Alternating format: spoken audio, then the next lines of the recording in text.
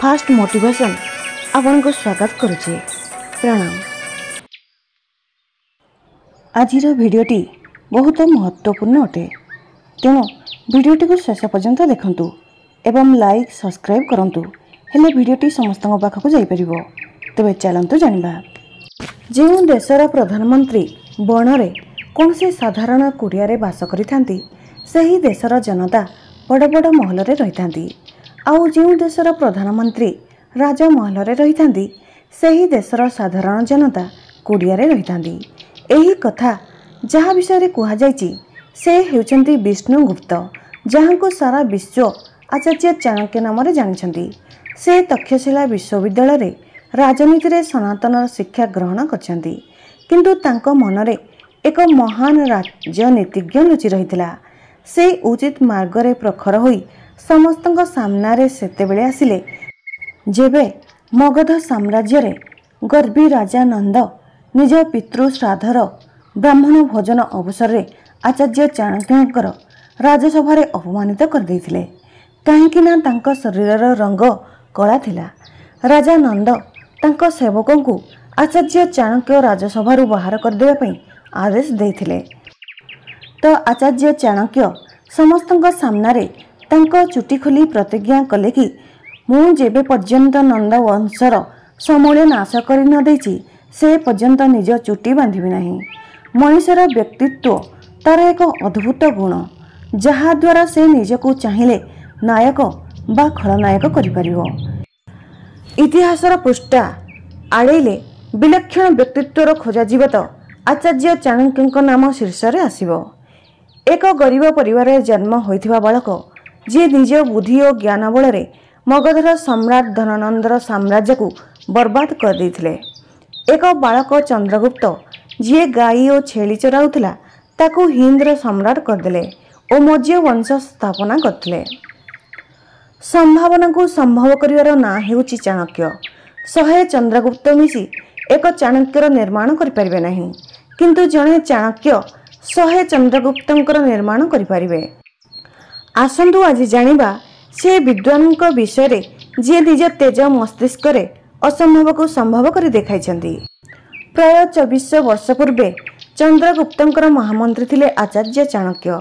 आचार्य चाणक्य को भारतीय राजनीति और अर्थशास्त्र पितामह बोली कहा जाए। आचार्य चाणक्यंक जन्म परे तांको मांकर निधन होईगला। राज ज्योतिष भविष्यवाणी करी कहिले कि बालकर राजयोग जमारू नाही, किंतु बालक ठारे चमत्कारी ज्ञान जोग अछि।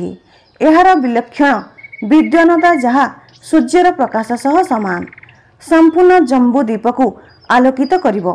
से नंदवंशर नाश करी चंद्रगुप्त मौर्य को गाई चराळीरू नहीं राज सिंहासन रे बसैथिले। चाणक्यंक मृत्यु को नहीं दुईटी कहानी सुना जाए।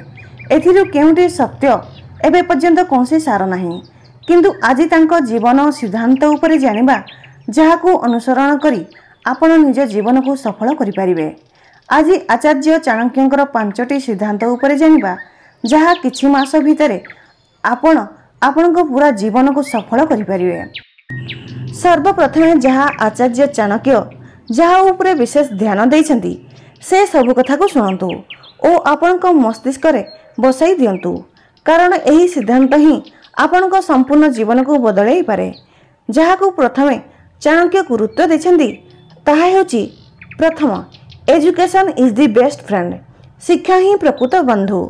धनानंदक सभारे से थरे कहिथिले कि मोर धन हेउची ज्ञान, आउ जदि मो ज्ञान रे शक्ति रहिबो तो मु मोर पोषण करुथुवा सम्राट को निर्माण करबी। मने रख, शिक्षक केबे साधारण होई न थाए। प्रलय और निर्माण दुईटी जाक तांको कोଳରେ होइथाए। आचार्य चाणक्य कहिसेंती कि शिक्षा बिना मनुष्यर जीवन छेली लांज परी अर्थहीन होइथाए। जेपरी छेली लांज ना गुप्त इंद्रिय को ढांकिबारे काम आसीथाए, ना मशा माछी को घौड़ेबारे काम आसीथाए, ठीक सही परी शिक्षा बिना मनुष्यर अस्तित्व भी अर्थहीन हो जाए। आचार्य चाणक्य विद्या को कामधेनु कहिसेंती। विद्या एक गुप्त धन अटे, जहा देखा जाए नहीं कि जार हरण और विभाजन हो पारिबो नहीं। सर्व प्रकार सुरक्षित धन अटे।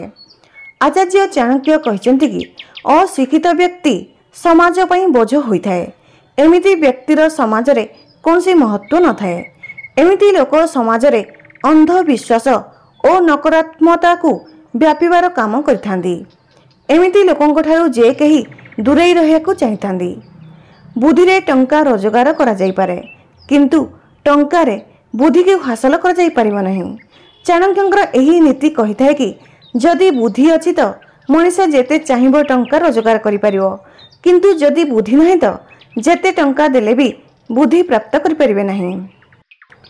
रूप और यौवन रे संपन्न तथा उच्च वंश रे जन्म होई मध्य जदि विद्याहीन पुरुष पलाश फूल सह समान होइथाए, जी सुंदर तो होइथाए किंतु वासना न थाए।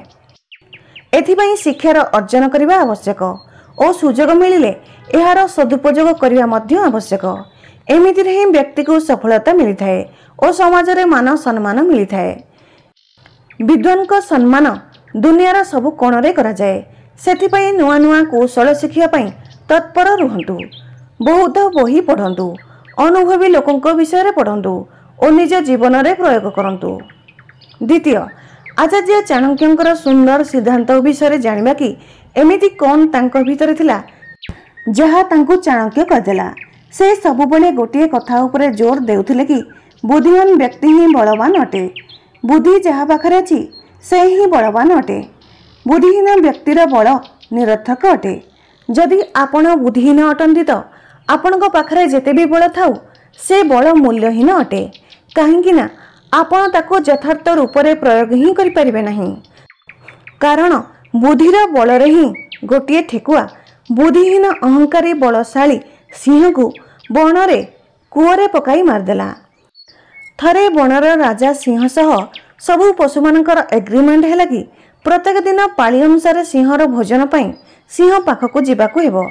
दिने ठेकुआर पाली आसिला तो से निज बुद्धि रे एक उपाय बांचिला। से दिन जाक बुलिला परे संध्यारे सिंह पाखक गला और क्रोधरे चित्कार करी कहिला, मते रास्ता रे आउ एक सिंह भोजन करिया पई चाहुतला। मु केवल आपनकू एहा जणाई पुणी से सिंह पाखक फेरी जिवाकू आश्वासन देई आसीची। सिंह जेतेबेले अन्य सिंह को देखाया पई कहिला तो से कूअरे तार छाई को देखाई देला। मूर्ख सिंह पानी रे तार छाई को देखी तार शत्रु भावी ताको मारिया पई कूअ को डेई पड़िला और सेठारे मरिगला। एही कहानीर अर्थ एहा कि आपण छोट होइथांतु ना काहेकि जदि आपणक भितरे बुद्धि अछि तो आपण बड़रू बड़ शत्रुर सामना करि परिबे। काऊ जेते शिखर रे बसिले भी गरुड़ होइजिव नाही। सेही भली व्यक्तिर सम्मान तार गुण रे निर्धारित होइथाए, तार उच्चता स्थिति अबाधन रे नुहे। आचार्य चाणक्यंकर तृतीय सिद्धांत हेउचे कि कौनसी जिनिस को छोट भावंतु नहीं। ओजनदार हाथी एक पिंपुड़ी ठारे मध्य हारी जाए। एक छोट दीप बड़ अंधकार को नष्ट करि पारे। वज्रर प्रहार रे बड़ बड़ पहाड़ भांगी जाए। एथिपाई चाणक्य कहिसंती कि केबे करज और रोग को छोट भाबिबे नहीं। एठारे बहुत गभीर कथा कहिसंती आचार्य चाणक्य।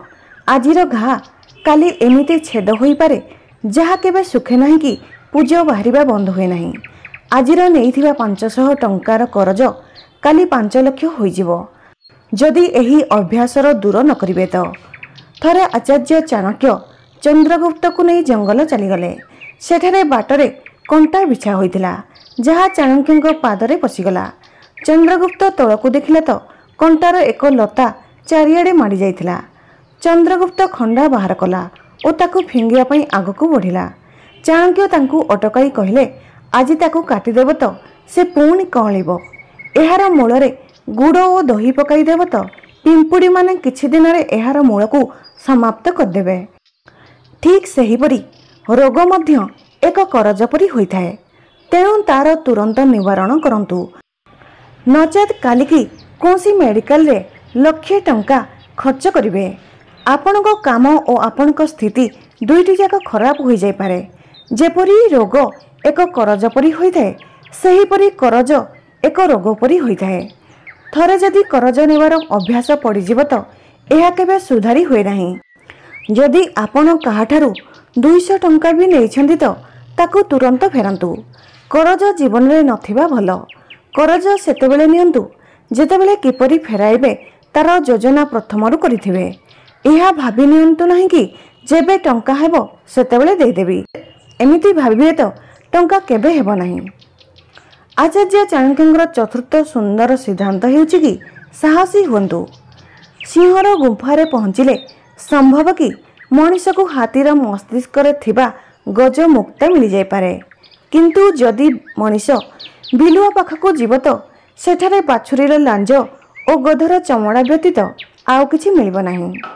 सिंहर गुंफा को जीवाकू जदि साहस अछि हाथीर गजमुक्त मिल पारे। एहार अर्थ हेउछि जेउठारे साहस अछि सेठारे किछि महत्वपूर्ण होइथाए। विपद सहित लड़ाई न करी रक्षा पाइबार नीति चलिबा लोकर किछि पाइबार सामर्थ्य न थाए। आचार्य चाणक्य एठारे कहिसंति कि मनीष को बड़ विचार करबा आवश्यक, साहसी हेबा आवश्यक, कारण छोट भावना और पादर मोच मनीष को आगक बढ़िबाकू दिए नाही। आचार्य चाणक्यंकर पंचम सिद्धांत हेउछि समयर सदुपयोग करंतु। जदि आपण ठीक काम भूल समय करंती तो आपण को केवल कष्ट ही मिलिबो। जदि आपण ठीक काम उचित समय करिवे तो सफल निश्चित हेबे। आचार्य चाणक्यंक अनुसार बुद्धिमान मनीष सफलता पाई समय और काल को देखि काम करिथाए। प्रतिकूल समय रे भल कार्य भी अनुकूल परिणाम देई न थाए। अर्थात जेतेबेले समय खराब चलुथिबो सेतेबेले करिथिबा भल कार्य मध्य भल परिणाम देई न थाए। एथिरे आपणको विश्वास दुर्बल हो जाय पारे तो मनीष निज योजना रे कमी बाहर करथाए। जदि स्थिति भल नुहे तो अपेक्षा करंतु, उचित समय संयम रखंतु, धैर्य रखंतु और उचित समय अपेक्षा करंतु। मगधर प्रथम लड़ाई रे चाणक्य हड़बड़ हेबा जोगु हारि जाइथिले। सिंह भी केबे केबे बड़ आक्रमण करिया पई पछकु हटि जाए और उचित समय अपेक्षा करिथाए। तो कौनसी काम करिवा पूर्वरु सबुबेले निजको तीनोटी प्रश्न पचारंतु। प्रथम, मु ए काम काहेकि करूची? द्वितीय, एहार परिणाम कौन हेबो? तृतीय, कौन एथिरे मु सफल होई परिबी? जदि एहार उत्तर सचोटतारे बुझी विचारी नियंतु। जदि आपणकू निज भितरु उचित उत्तर मिलुछि तो आगको बढ़ंतु। एही